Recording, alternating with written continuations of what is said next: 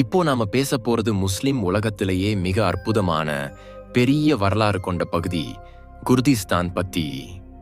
இங்க இருக்கிற பொண்ணுங்க தங்க நகைகளை வெறும் அலங்காரத்துக்காக மட்டும் இல்ல, உடுப்பு மாதிரியே போட்டுக்கிறாங்க. தங்க பெல்ட், வளையல், நாணய மாலை எல்லாமே அவங்க அழகுக்கும் பெருமைக்கும் சின்னம். இந்த மண் இன்னும் 4 நாடுகளுக்கு நடுவுல பிரிஞ்சு கிடக்கு: டர்க்கி, ஈராக், சிரியா, ஈரான். இருந்தாலும் இங்க இயற்கை அழகு, மலைத்தொடர்கள், பள்ளத்தாக்குகள், ஆறுகள் முதல் பார்வையிலேயே மனசை பறிக்கும். இதே மண் தான் இஸ்லாத்துக்கு சலாஹுத்தீன் அய்யூபி மாதிரி ஒரு வீரனை கொடுத்தது. குர்து இனத்தைச் சேர்ந்த சலாஹுத்தீன் அதை மறுபடியும் முஸ்லிம்களுக்கு திருப்பிக் கொடுத்தார். அந்த வெற்றி இந்த மண்ணோட தைரியத்துக்கும் இஸ்லாம் மேல இருக்கிற காதலுக்கும் சாட்சி. இந்த வீடியோல நாம இங்க இருக்கிற மக்களோட வாழ்க்கை எப்படி இருக்கு, அவங்க கலாச்சாரம் எப்படி இருக்கு, அழகுகள் எப்படி இருக்கு, சுவை நிறைஞ்ச சமையல்கள் எப்படி இருக்கு, கலர்ஃபுல் நைட் லைஃப் எப்படி இருக்கு, இப்படி ரொம்ப இன்ட்ரெஸ்டிங் விஷயங்களை தெரிஞ்சுக்க போறோம். அதனால இந்த வீடியோவை ஆரம்பத்திலிருந்து கடைசி வரைக்கும் ஃபுல்லா பாருங்க.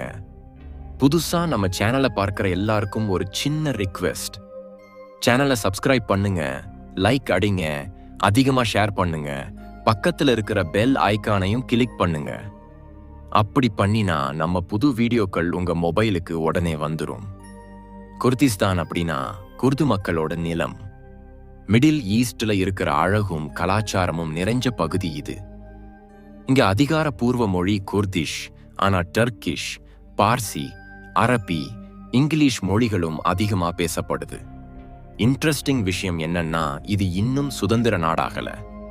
இதோட பகுதிகள் டர்க்கி, சிரியா, ஈராக், ஈரான் 4 நாடுகள்ல பிரிச்சு வச்சிருக்கிறாங்க. குர்து மக்கள் கிட்டத்தட்ட 300 வருஷமா இந்த மண்ணுல வாழ்ந்துட்டே இருக்கிறாங்க. 7ஆம் நூற்றாண்டுல அவங்க இஸ்லாம் மார்க்கத்தை ஏத்துக்கிட்டாங்க. இப்போ இந்த பகுதியில 99% பேர் சுன்னி முஸ்லிம்கள் தான். இஸ்லாம் மேல அவங்களுக்கு ரொம்ப ஆழமான பற்று இருக்கு. தற்போது 9 கோடிக்கு மேல குர்து மக்கள் இருக்கிறாங்க.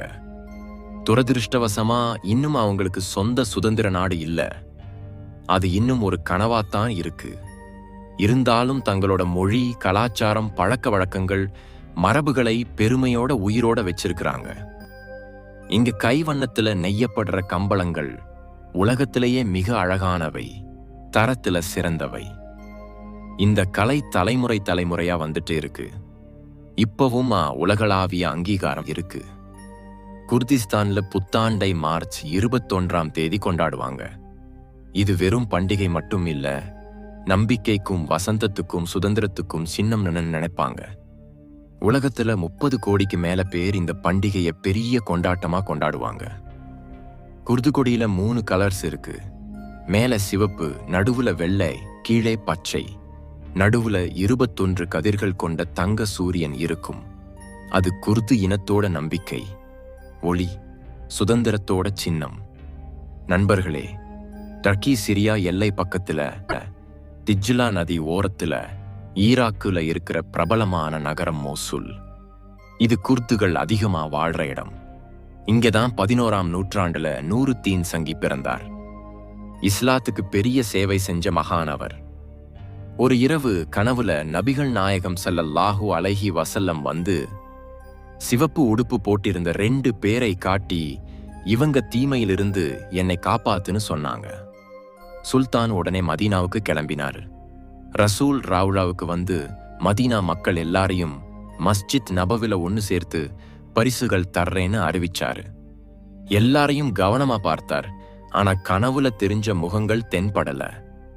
விசாரிச்சதுல தெரிஞ்சது அந்த 2 பேரும் ரொம்ப பக்தி உள்ளவங்க, எப்பவும் இபாதத்திலேயே இருப்பாங்கன்னு.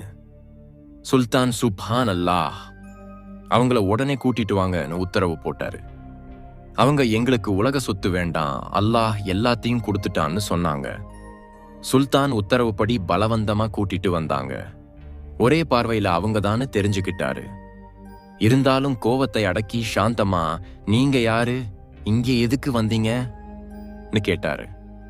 அவங்க, நாங்க மொராக்கோவிலிருந்து வந்தோம், ஹஜ் பண்ணிட்டு ரசூல் ராவுலா நிழல்ல மீதி வாழ்க்கையை கழிக்கணும்னு நினைச்சோம்னு சொன்னாங்க. அவங்க தங்கியிருந்த வீட்டுக்கு சுல்தான் போனாரு. அங்க தரையடியில சுரங்கம் தோண்டி இருந்தது தெரிஞ்சது. அவங்க ஒப்புக்கிட்டாங்க. ஒவ்வொரு இரவும் சுரங்கம் தோண்டி மண்ணை ஜன்னத்தில் பகீல தூரம், நோக்கம் நபிகளோட உடலை ராவுழாவிலிருந்து திருடிட்டு போறதுன்னு. இதை கேட்டதும் சுல்தான் பயத்துல நடுங்கிட்டாரு. உடனே 2 பேருக்கும் மரண தண்டனை கொடுத்தார். ரவுளாவை சுத்தி ஆழமான அகழி தோண்டச் சொல்லி உருக்கின ஈயத்தை ஊத்தச் சொன்னார். இனி யாரும் இப்படி ஒரு தீய எண்ணம் கொண்டு வரக்கூடாதுன்னு அந்த ஏற்பாடு பண்ணினார். நண்பர்களே, 14ஆம் நூற்றாண்டுல குர்திஸ்தான் ஒட்டோமான் பேரரசோட பகுதியானது.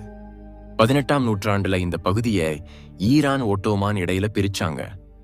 முதல் உலகப்போர் வரைக்கும் குர்துகள் ஒட்டோமான் பேரரசிலேயே இருந்தாங்க. ஆனா பேரரசு சரிஞ்சதும் 1916 பிரிட்டன் பிரான்ஸ் ரகசிய ஒப்பந்தம் பண்ணி குர்திஸ்தானை 4 நாடுகளா பிரிச்சுட்டாங்க. அந்த பிரிவு இன்னும் தொடருது. டர்க்கில் இருக்கிற பகுதியை வடக்கு குர்திஸ்தான்னு சொல்லுவாங்க. டர்க்கியோட 81 மாகாணங்கள்ல 13 மாகாணங்கள்ல குர்துகளே அதிகம். அதுல பெரிய நகரம் தியார்பக்கர். 1996ல டர்க்கி அரசுக்கும் புரட்சி குழுக்களுக்கும் நடந்த கொடூர யுத்தத்துல நகரத்தோட பெரும் பகுதி அழிஞ்சு போச்சு. அதுக்கப்புறம் டர்க்கி அரசு குர்து பிரிவினைவாத அமைப்புகள் மேல கடுமையான தடைகளை போட்டது. இங்க கலாச்சாரத்துல டர்க்கி, ஈராக், ஈரான், அரபு செல்வாக்கு எல்லாம் கலந்திருக்கு. மக்கள் ரொம்ப சந்தோஷமா இருப்பாங்க. விருந்தினர்களுக்கு அளவுக்கு அதிகமா விருந்தோம்பல் பண்ணுவாங்க. யாராவது வழி கேட்டாதானே கூட்டிட்டு போவாங்க. புத்தாண்டுல புது உடுப்பு போட்டுக்குவாங்க. சுவையான சமையல் பண்ணுவாங்க. ஒருத்தருக்கு ஒருத்தர் பரிசு கொடுப்பாங்க. ஆம்பளை பொம்பளை 2 பேரும் தைரியம், காவரவம், வலிமையான மனசுக்கு பேமஸ். கல்யாணத்துல எல்லாரும் வட்டமா நின்னு கை கோர்த்து பாரம்பரிய குர்து நடனம் ஆடுவாங்க. கையில ருமால் அல்லது தஸ்பீஹ் சுத்திக்கிட்டே. பொண்ணுங்க தங்க பெல்ட் போட்டுக்குவாங்க. இங்க தங்கம்னா செல்வமும் சந்தோஷமும் சின்னம். பொம்பளைங்க அழகான ஃப்ராக் அல்லது பெயிண்ட் ஷர்ட், பாரம்பரிய நகைகள் போட்டுக்குவாங்க. ஆம்பளைங்க ஷல்வார் கமீஸ் அல்லது பெயிண்ட் ஷர்ட், கமீஸை உள்ள போட்டு பெல்ட் கட்டி தலையில பேக் அல்லது ருமால் கட்டிக்குவாங்க. அதுதான் அவங்க அடையாளம். நண்பர்களே, நூருத்தீன் சங்கிக்கு நம்பிக்கைக்கு உரிய படைத்தளபதி, உலகமே சுல்தான் சலாஹுத்தீன் அய்யூபின்னு அறியிற மாமனிதர் அவரும் குர்து இனத்தைச் சேர்ந்தவர்தான். 12ஆம் நூற்றாண்டு 1138ல ஈராக்குல திக்ரித்துல பிறந்தார். 564ஆம் ஹிஜ்ரியில ஈஜிப்து சுல்தானானார். பிறகு பூரண சுல்தானானார். ஈராக் கட்டுப்பாட்டில் இருக்கிற குர்திஸ்தான் எண்ணெய் வளத்துல ரொம்ப செழிப்பானது. ஆனா சர்வதேச தடைகளால வெளியில எடுக்க முடியாததால நிறைய எண்ணெய் கள்ளத்தனமா கடத்தப்படுது. தலைநகரம் எர்பில் ரொம்ப அழகு, சுத்தம், வேகமா வளர்ற நகரம். டூரிஸ்ட்ஸ் அதிகமா இங்கதான் தங்குறாங்க. இஸ்ரேல் மட்டும்தான் குர்துகளோட சுதந்திரத்துக்கு பகிரங்கமா ஆதரவு தர்ற ஒரே நாடு. குர்துகளுக்குள்ள எசீதி அப்படிங்கிற சிறுபான்மை மதமும் இருக்கு. ஏறத்தாழ 5 லட்சம் பேர். அவங்க கடுமையான விதி, வேற மதத்துல கல்யாணம் பண்ணினா சமூகத்திலிருந்து வெளியேற்றிடுவாங்க. அவங்க பெரும்பாலும் ஈராக் பக்கத்துல தான் இருக்காங்க. அவங்க மிக புனிதமான இடம் லாலிஷ். மொத்தத்துல குர்திஸ்தான்ல அமைதி, விருந்தோம்பல், பாரம்பரிய கலாச்சாரம் அதிகமா தெரியுது. எர்பில், சுலைமானியா மாதிரி பெரிய நகரங்கள் நவீனமா, ஓப்பன் மைண்டடா இருக்கு. ரெஸ்டாரண்ட், கஃபே, மால்கள் ராத்திரி லேட்டா வரைக்கும் ஓப்பனா இருக்கும். ஆனா நைட் லைஃப் ரொம்ப மிதமாதான், மரியாதையா இருக்கும். டான்ஸ் கிளப்ஸ் ரொம்ப கம்மி.